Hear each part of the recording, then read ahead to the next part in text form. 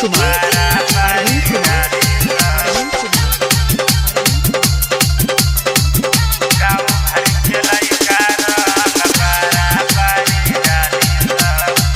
गरिमा recording studio Gujarat.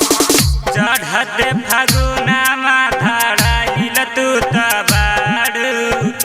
मुहामा देखा दे लायक छोड़ी है ना केहू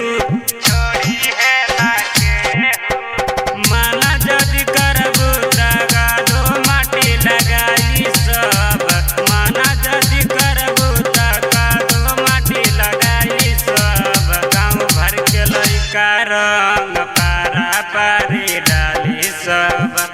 गाँव भर के लइका रंग पारा पारी डाली सब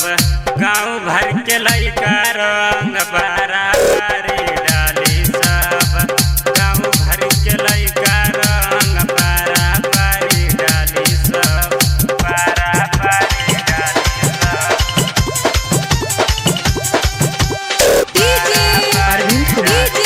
अरविंद कुमार गाँव भर के लइका रंग पारा पारी डाली सब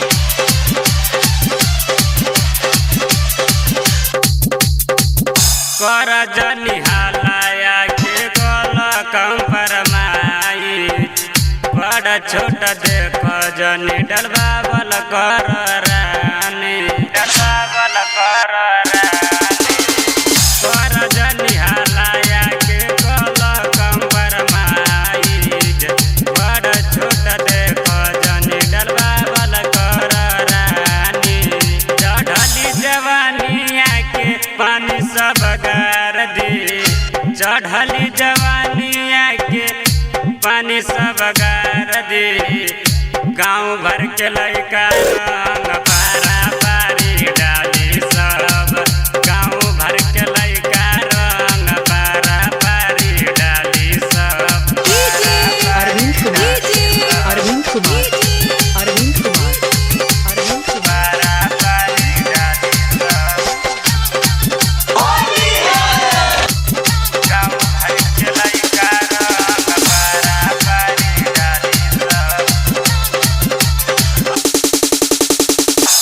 रोहित पवनवा सब जाने ले पवित्र केतना जन से रंग डलबैलू लहंगा भीतर डलबैलू लहंगा भीतर रोहित पवनवा सब जाने ले पवित्र केतना जन से रंग डलबैलू लहंगा भीतर मोहनी समाही संगे मोहनी समाही संगे माजा खूब लिहले तू गाँव भर के लइका रंग पारा पारी डाली सब गाँव भर के लइका रंग पारा पारी डाली सब पारा पारी डाली सब गरिमा रिकॉर्डिंग स्टूडियो गुजरात।